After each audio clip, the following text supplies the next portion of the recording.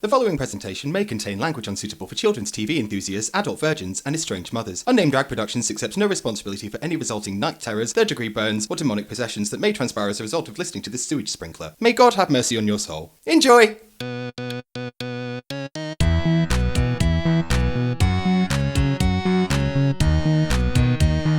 Unnamed Drag Podcast. We had fun, yeah. Snip, snip. So we had fun. Thank God for that editing software. Oh God, can we edit out your face? Huh? What? Just got another TV set. You got your drink? You got your beverage? I have several beverages. Oh, okay. A beverage goblin. Chin chin. Cheers. Hi. Hi. Hi, you. Hello, friend. Welcome back to the Unnamed Drag Podcast / YouTube channel / whatever this collaboration is. If you would like to donate to our GoFundMe. If you'd like to donate to my GoFundMe. Because we were absent last month. Just two absentee aunties. Yeah, literally. Yeah. Just couldn't get it together. Just couldn't be arsed. Yeah. Okay, I was trying to throw us a freaking bone there, but apparently not. Moon here. Just completely lost track of the time, like Kate Moss when she fell in the Thames. Completely lost track of the time. Have you seen that in the Improv movie? It was like the one bit that genuinely made me laugh out loud. The Improv movie wasn't great. No! And it could have been amazing. It could have been absolutely spectacular. I don't feel like they had enough gay people in the room. I feel like it was just a big swing and a miss because I think... And if anyone will know... I think maybe too many people were just so excited about the project in itself being a comeback that they didn't really think about the content. They just thought, oh, it'll just be a long ad fab. Yeah. But for some reason, it didn't sustain itself. Well, no, because ad fab... The pacing was all off. Yeah. Like... Ad fab is quite clearly a lot of improv, and that's what makes it funny. Mm-hmm. It's also filmed in a studio in front of it was filmed in front of a live audience at BBC Studios, wasn't it? Yeah. So the second that you take that away and it just turns into the audience becoming the cast and the crew, then you don't have that same kind of energy. Energy. But yeah, went way off topic to just say we're doing a get ready with who? Me. You. Us. Get ready without me. Yeah, exactly.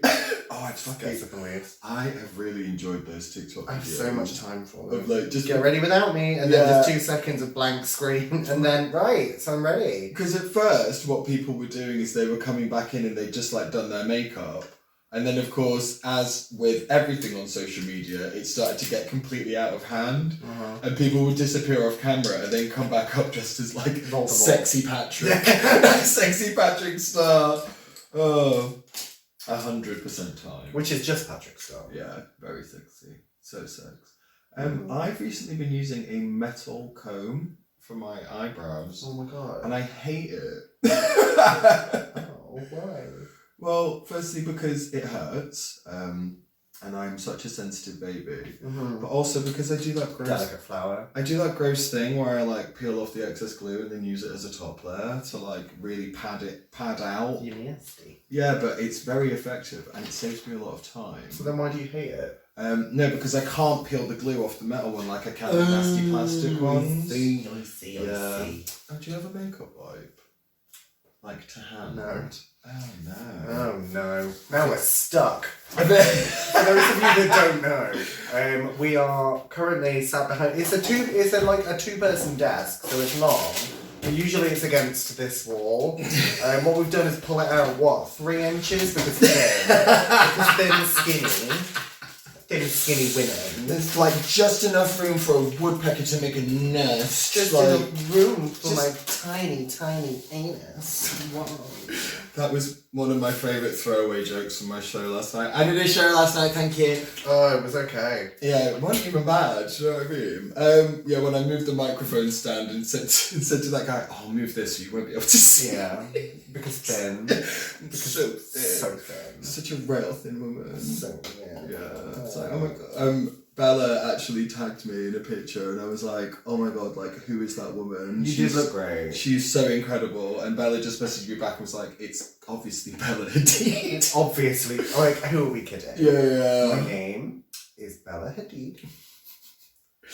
Oh, No, you did look gorgeous. thank you so much. I loved. It's nice for you to try something new. I loved my new hair. Yeah, I loved that loaf came out loved delicious. my new hair. Yeah. Oh, we're doing more promo shoots today. That's why we're getting. Oh yeah. Yeah. So we noticed that we put out a lot of promotional material, Yeah. but tend to use the same 4 pictures. Yay! And every now and again, it's good to update your repertoire. Mhm. Yeah. Repupitu.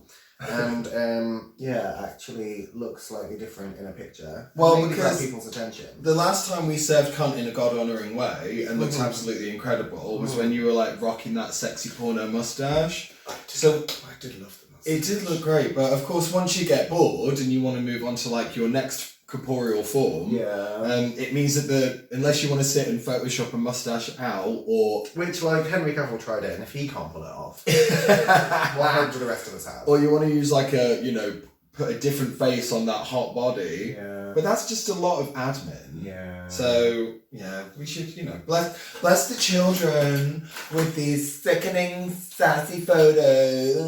I hate it.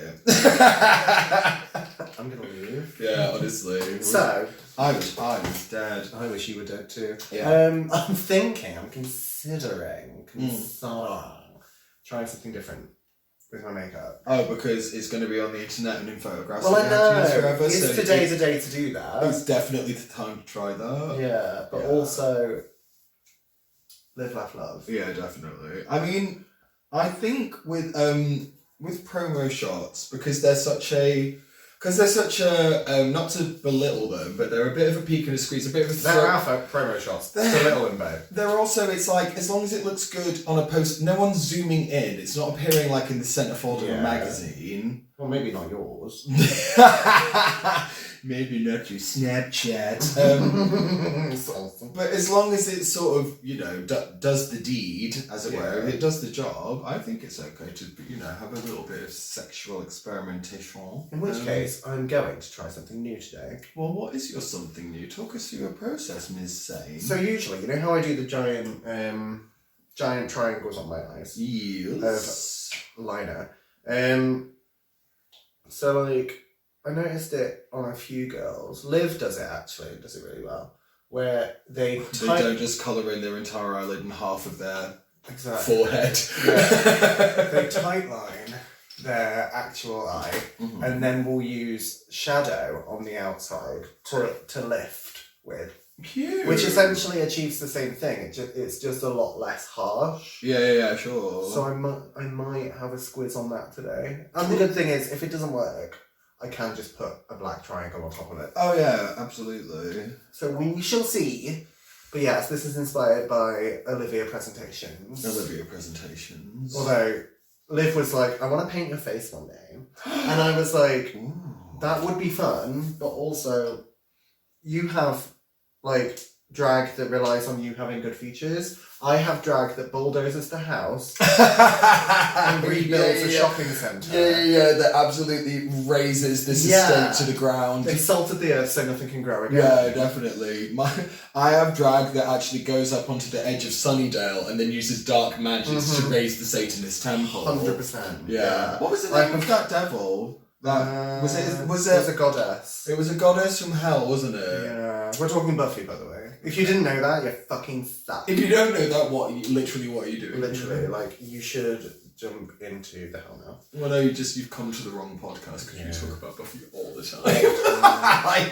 like an uncomfortable amount. Yeah. Like a probably unhealthy to have that much, to be relying that much on one TV show. No. Kind of energy. I mean, but the good thing about it is you've got the TV show. Yeah. It's not going anywhere. Absolutely. I'd love to be painted by Liv. Like, I would too, but at the same time, like, what if I look... But I was saying we should do that thing that Courtney, Willem and Alaska did, where everyone pulls straws and we do a three-way. Like a three-way? A three-way face swap. Or we could get Bella involved as well. Although, like... Oh, see, now, I would love to be painted by Bella, but I think that Bella would hate to paint me. Yeah, you are a very, like, textured surfer. Painting my old skin whilst I'm wriggling and laughing in her face, giving her, like, a sensory overload that she has not asked for. No, well, I also think Bella has another like is a queen that's blessed with a good face and good bones. Yeah, she's a bone. The bone. She can't get a single pound. Also, Bella is the only person I know who got an office job and lost weight. From the Fuck stress. that bitch. Fuck that bitch. It's such a rite of passage though. Again, see, like, I just looked up at the camera and was just like, natural. Yeah. Natural woman. Yeah, subtle. Yeah. Subtle. Yeah. Women of grace and poise and dignity. Yeah. Yeah, it's such a rite of passage in Nottingham for people to end up working in a call centre because there are so fucking many of them. Yeah. We're a uni and call centre town. Uni and call centres, yeah. But like those two overlap because people finish uni and go, well, what now? Yeah. And call centres are like, give me your shovel. Turns out I always did want to be a team leader at Eon.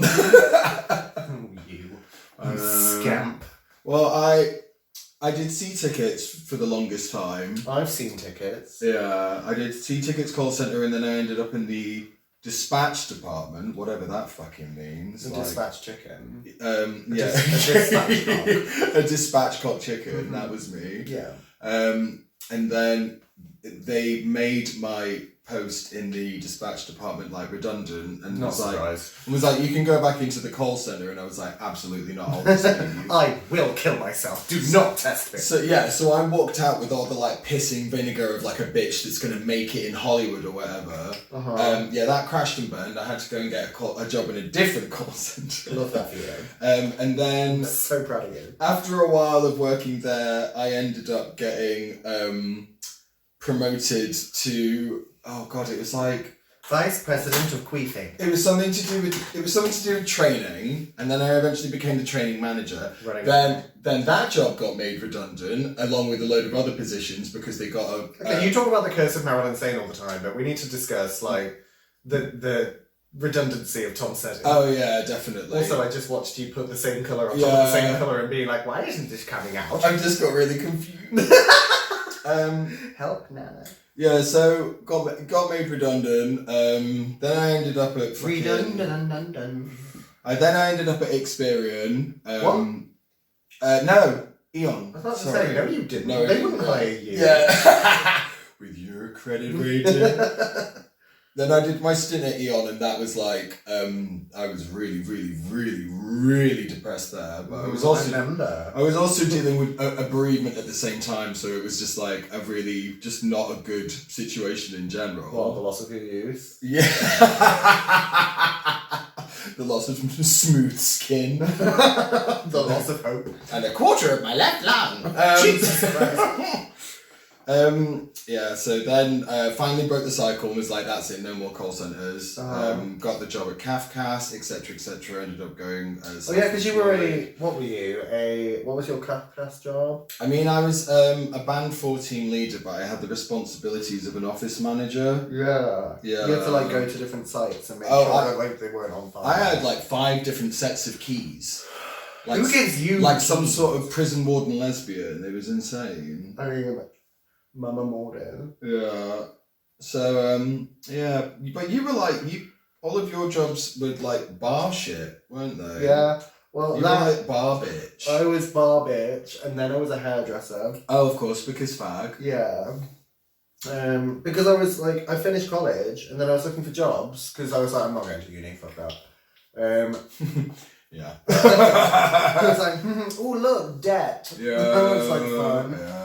Also, I think if you don't have an exact career in mind that requires a university course, why are you at university? For the experience. For the socialising. Bitch, I can drink wherever. Yeah. Like, you are not at uni for the experience. You're at uni because you want to move out for cheap and get fingered in a bush, Becky. Yeah, like, but I'd already done that by the time I got to uni. It was been fingered in a bush. Yeah, I believe you. and moved out. Like, Yeah. I moved out when I was 16 to go to college, and that's So why did why you go to university to study English? Were you like, I'm going to be an English person? I didn't want to get like a full-time job, and There I thought I could learn something about writing by doing the creative writing side of things, which I did and I didn't. So I mean, I've read your stuff. You didn't. I'm kidding. You should buy that book. I haven't set this, so I'm trying really hard not to laugh because it's going to crease it all. Oh no, because up to now... It was going really well.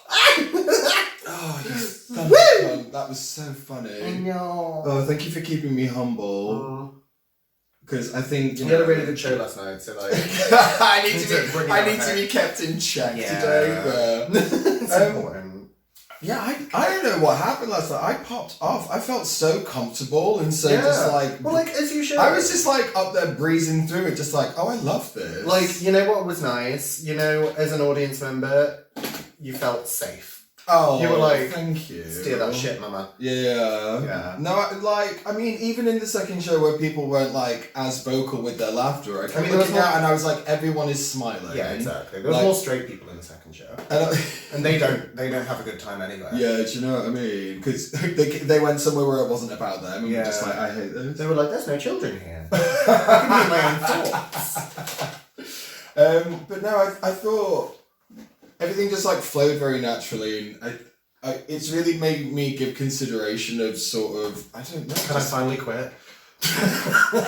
Well, more just because I've been stressing out so much about like, oh god, how do I write like Mistress and then like memorize the script and stuff, and I was just like, how many times a week do I tell you are overthinking this? Yeah, but you know what I'm like. I'm so fucking stubborn. I have to learn the lesson. I have to figure out what someone else has already told me and then pretend that I got there on my own. Yeah, no, I get it.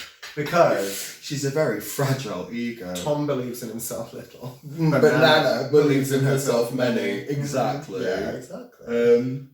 But also playing like the gay boy gig earlier and just being like, I felt so free and just like not overthinking it and just having a nice time. Because as well, if you're not having a nice time, why are you doing it? Oh god, yeah, 100%. I mean, I always have a nice time, but I've always got that thing in the back of my head where I'm just like, okay, so what could have been better? How close was I have a list. I have notes. That's fine, but I'm open to feedback without like dwelling on it and making it the main course of the meal afterwards. Like that's my issue. Well, yeah, because I usually go into like this fucking pointless self-assessment. Yeah. Rather than just being like, that was lit. I had a great time. Yeah. I'm great. Oh. And sometimes, even when it's not great, I'm like, I was great. Everyone else sucked. The vibe was off. I was great. Whatever you have to tell yourself, Pamela. Okay. Don't worry about that. Okay. You know. Yeah, all right. But yeah. Pamela. But I think, I was. Like processing and thinking about it in like, but not in a cerebral, horrible way. I was literally just like sitting with some nice thoughts and going, okay, cool. Like, where can we go from here? Mm-hmm. And I was, it dawned on me. And I died. And I killed myself. You're speaking to a ghost. Wow. And that was when I died. So many knuckles deep. And just like that. Just like that, I died. The money is hidden. I died. Rosebud. Yeah, just fuck's sake. It was the sled. I just saved you two boring boobless eyes. Boobless hours. So many boobless hours. So many. Michael Boobless. Michael Boobless is a terrible drug name. What was I trying to say? Yeah. You were thinking. I was thinking, which is always dangerous and it really hurts. Yeah. And my forehead is so big and smooth that I have a thought next door can hear. No, I can hear like the clunking from my house. Yeah. It's like TikTok from Return to Oz being wound up again. 100. How crowd work and stuff is really creeping more and more into popularity with comedy because of America, because Britain always ends up wanting to be America. Yeah, America has a cold, the whole world sneezes. Do you know what I mean? So I was just an interactive element to a show, because what I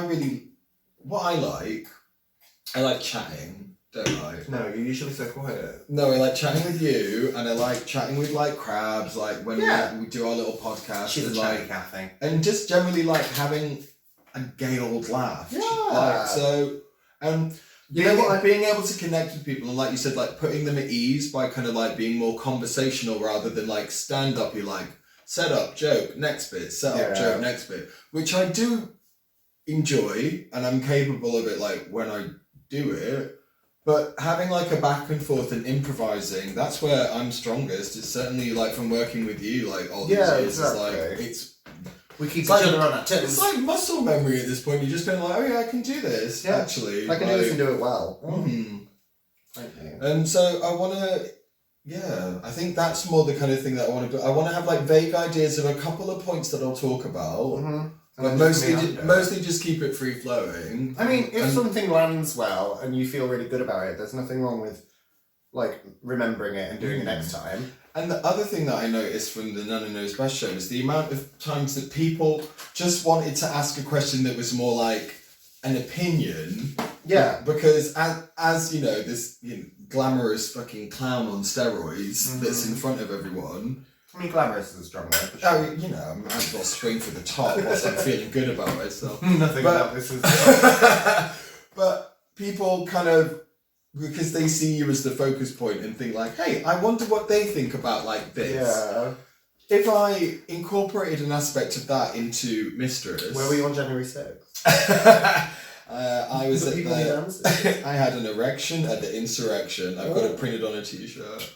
But if I...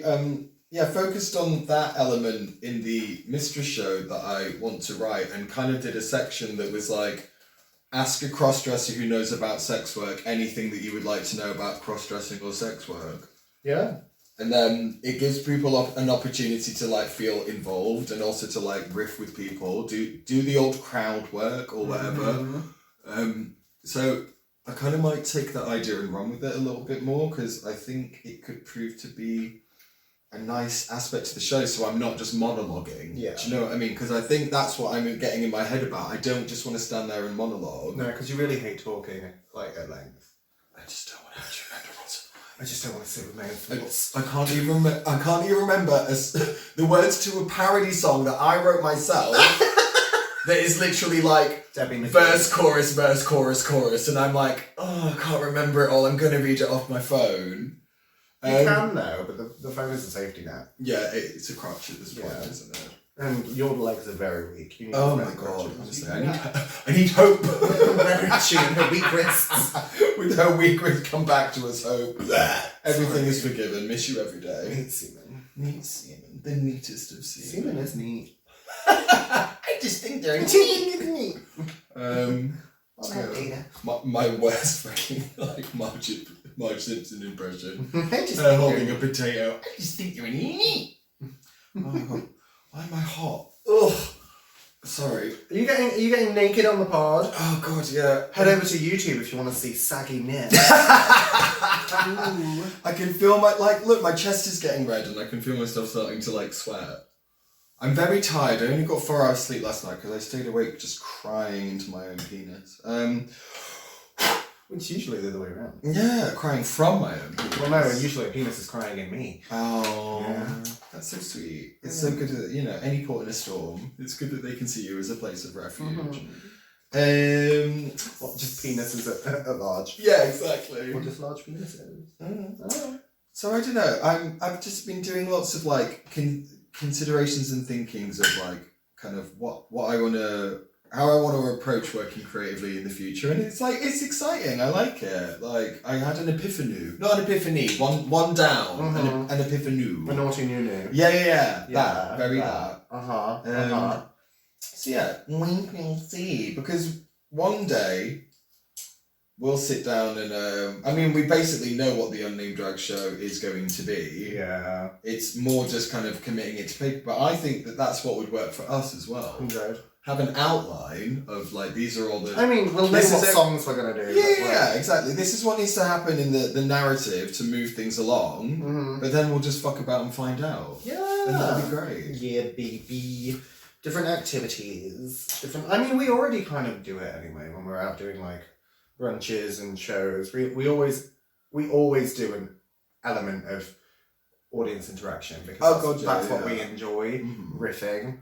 And like, it's like when we did the cabaret show in Derby, we were like, we're going to take cabaret show. By cabaret show, you mean games, right? Because we're doing games. Yeah, we're going to do games. We're going to do games. we did some other stuff as well. We were psychic mediums. We were. Well, I was a psychic large. Yeah, and we were a psychic medium. I was a psychic extra small. Yeah. You were a psychic women's extra husky. Did I bring you your t-shirt?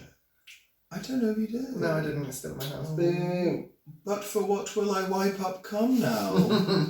Buy everyone the same t-shirt.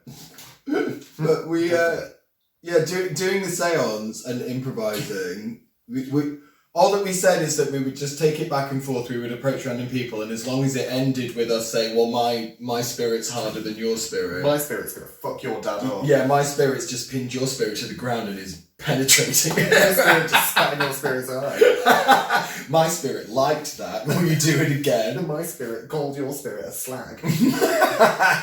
My spirit shagged your mum last night. Said it wasn't she wasn't even that good. Can't even do that. My mum's dead. Oh my god. To me. Well, that would make more sense. Really. Unnamed Drag Podcast.